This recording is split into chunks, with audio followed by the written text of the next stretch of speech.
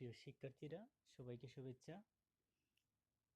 আজকে আমরা নবম শ্রেণীর 3.1 এর একটা অঙ্ক দেখব। আমরা ডাকটা একটু পড়ি।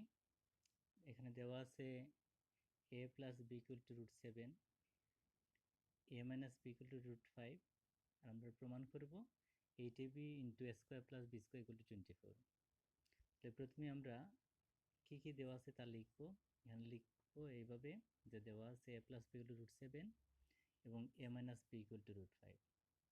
এবার আমরা বামপক্ষ লিখব। বামপক্ষ হলো 8ab into a square plus b square, এটা লিখব। তারপর এই 8ab কে ভেঙে যেভাবে ফর্মুলা ব্যবহার করা যায় সেভাবে লিখব।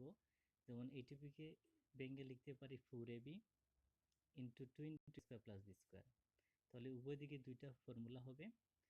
4ab এর ফর্মুলাটা হবে a plus b whole square minus a minus b whole square, আর 2 into a square plus b square formula হবে a plus b whole square plus a minus b whole square। এবার যেহেতু এই 4ab এবং 2ab এই দুইটার মধ্যে গুণ চিহ্ন, এই গুণ চিহ্নকে আমি বজায় রাখতে গিয়ে দুটাকেই আমরা সেকেন্ড ব্র্যাকেট ব্যবহার করতে হবে। এবার আমরা মান বসাই। a প্লাস বির মান √7, তার উপরে স্কোয়ার আছে, এখানে স্কোয়ার দিতে হবে।